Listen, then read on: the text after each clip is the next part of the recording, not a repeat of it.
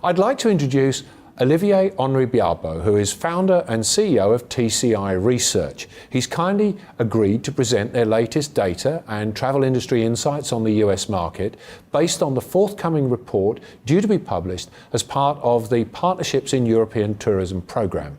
You can sign up on our project website on the screen now to receive updates on this valuable research. So, Olivier, perhaps you could introduce yourself and explain a little bit about this research. Hi and welcome to this webinar. I'm Olivier Biabo from TCI Research, UNTWO endorsed research agency specializing in destination and travel market analysis.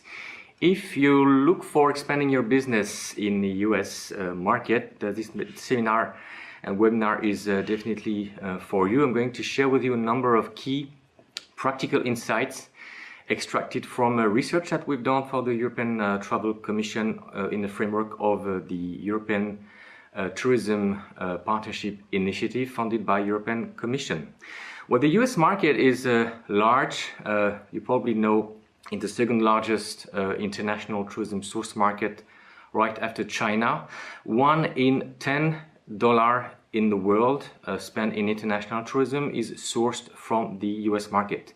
And the spending is constantly increasing. It has increased 8% in 2016, and today 42% of the US residents hold a passport. So lots of opportunities. However, there are also challenges, and I would like to address right now 7 key challenges and maybe suggest some solutions to address those challenges for those who want to have a smarter way of making business in the US market.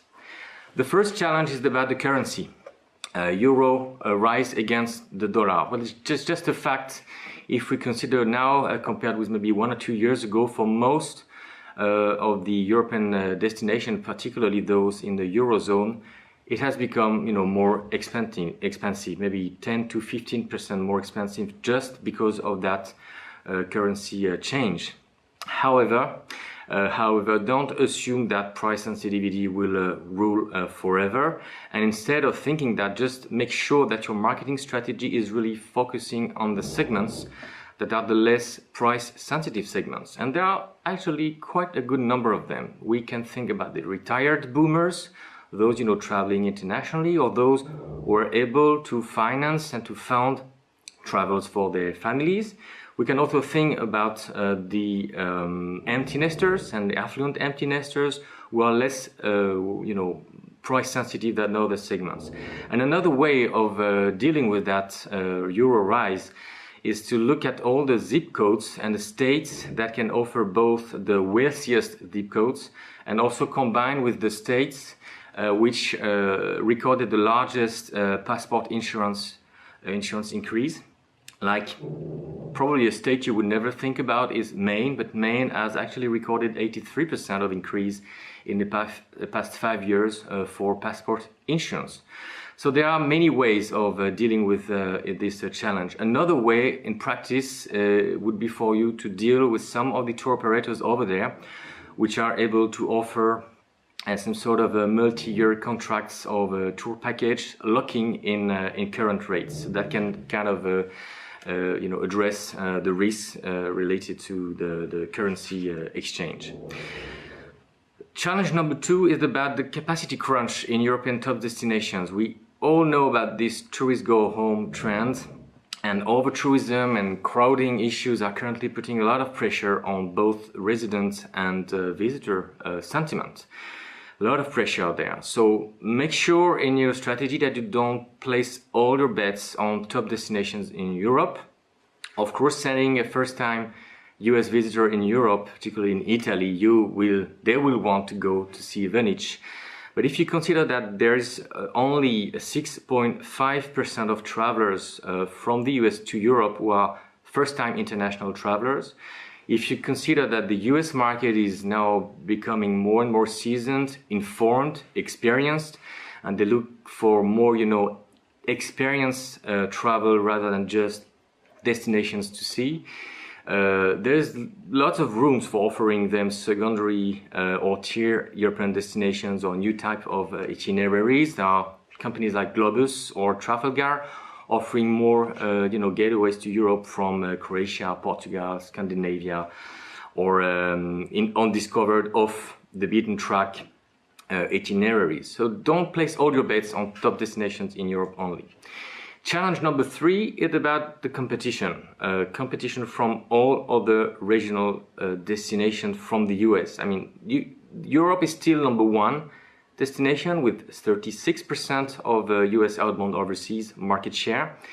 So it reigns still as a leading top region for the US, but together with the rise of global traveler mindset, the market share is kind of decreasing over time. So if you want to emerge, don't try to be just everything to everyone, and really segment on the more motivational travel rather than just selling, France to senior US travelers. Try to focus on site psychographics, secondary destinations, and have a close look on all these new type of niche products by partnering with destinations that can actually offer the same type of products. 2 examples there. The faith-based travel. There's a big shift now in the US demographics, which is not only racial, but also religion. And in that area, there are lots of opportunities to work on that specific motivation, faith-based travel. And another area which is growing steadily is the medical tourism. You probably know US residents and US population is aging, and you probably know as well that the health insurance coverage over there are quite either insufficient or expensive. That's not going to change in the coming years. So medical tourism will be certainly another opportunity to develop on the market. Challenge number 4 is about the Brexit. Yes, the Brexit has lots of effects. And actually, UK is the largest gateway to Europe. They represent somehow more or less a quarter of US travels to Europe. And so the current US-UK Open Skies Agreement by about 1 year from now, when the Brexit will be effective, will be obviously affected. And the challenge is that there's a minimum of 6 months prior to the date, which is needed to secure transit rights for scheduling and ticket sales purposes. So dealing with this will be difficult, but instead of just procrastinate, try to anticipate and establish kind of interim agreements or put in place transition deals, so to kind of mitigate the uncertainties and keep the flow uninterrupted. And one specific area to focus on is the monitoring all the low-cost carriers' market share, which is still expanding a lot, and that will certainly put some positive pressure to keep some sort of regular long-haul flights transatlantic, even if the current agreement will probably be affected. Challenge number 5 is the question about how to find new entrants on the mature market. Europe is certainly a very mature destination, and unfortunately the US source market is really large. It's growing. They're traveling more and more overseas. There's a lot of changes demographically that offer opportunities. So the question is about how to segment at best. And so try not just to focus only on the large US urban centers. Probably your strategy will focus first on California, Florida, Texas, so the big hubs sourcing the market to Europe and internationally. But if you look at all the states that at the same time offer a very dynamic demography, and on the other hand can offer some sort of a big increase in terms of passport insurance, looking at the past 5 years, for example, you will discover that states like Utah, Colorado, Nevada, Arizona, Oregon may offer lots of potential for increase and for your business. So there will be a huge new number of new people that will fly that normally can't afford to fly transatlantic, pushed by the new opportunities offered by low-cost carriers and all this competition on the transatlantic routes. that will really bring a surge of options to the US outbound markets. So WOW Air, Norwegian, Condor, Edelweiss, or Eurowings, all the others will continue to compete. And the good things for you is not only that it will open new markets, but also those markets will be able to be served not only from the big airports hubs, but also from smaller international or regional airports. So it's not only a question of finding new market volumes in those specific markets, but also offering them some sort of pleasant alternatives, because many of them would be able to avoid the in-transit stress, so that, you know, the whole journey being more pleasant. This is also an opportunity for you to raise the image and the quality of your business. The challenge number 6 is about how to address the fairly complex and fragmented travel distribution in the US. Actually, the travel agencies, booking through travel agencies in the US tends to slightly decline over years, but it still represents a relatively significant and viable force in the industry.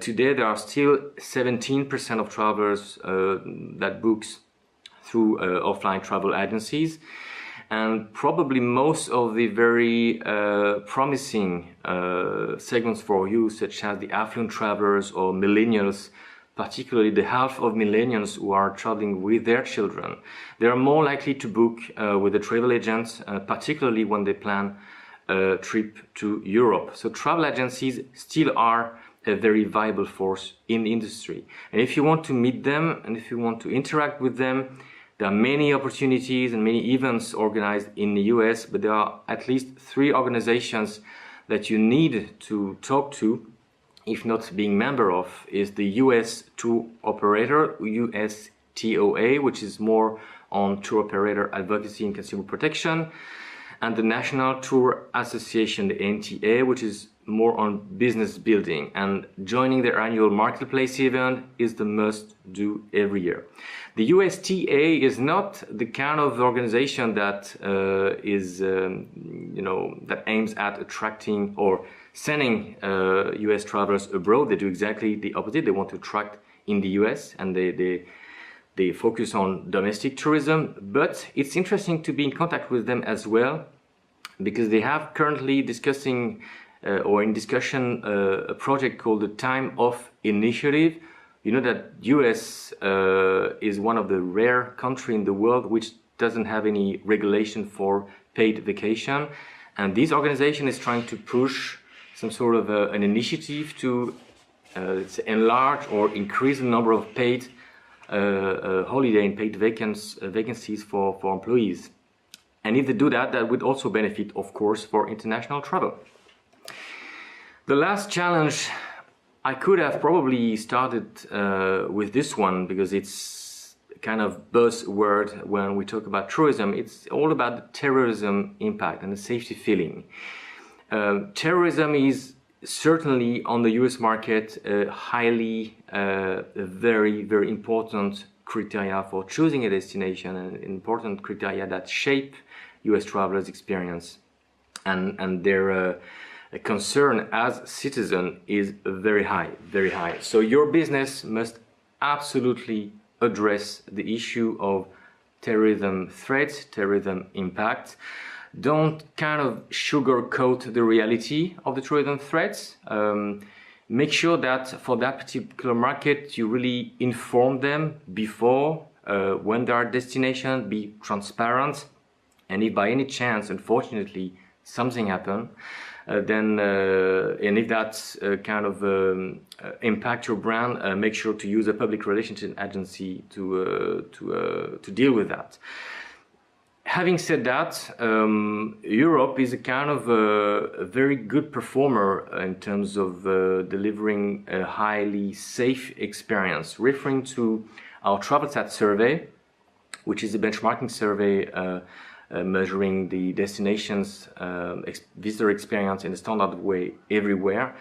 Actually, in the top 10 most enjoyable experience that US travelers can find in Europe compared with other regional destinations, safety feeling is in the top 10. So Europe is already able to offer a very safe experience. So don't confuse between, you know, terrorism threats, safety feeling, be objective and informed. And if you can, and that's more than that, it's a must-have in any of your business transactions, either B2B or B2C. Make sure that you have a flexible travel cancellation policy for transportation, for accommodations, and for booked services.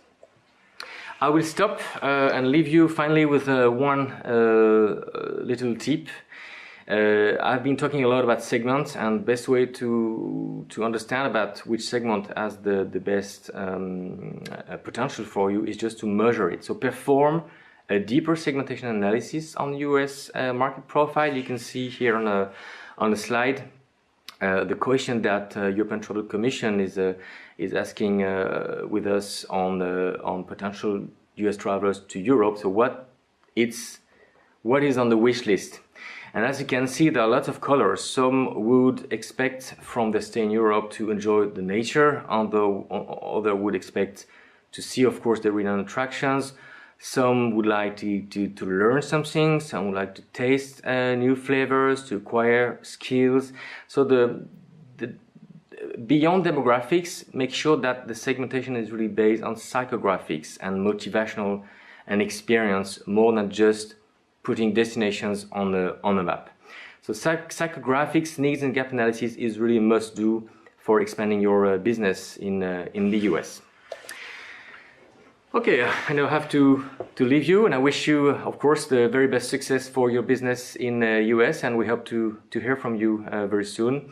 And the report will be released in probably a few times from now with all the data, all the information, so you can ask the European Travel Commission or us for further details. Thank you for your attention. So thanks, Olivier. Those are really important and fascinating insights into the US market. We really appreciate you being here.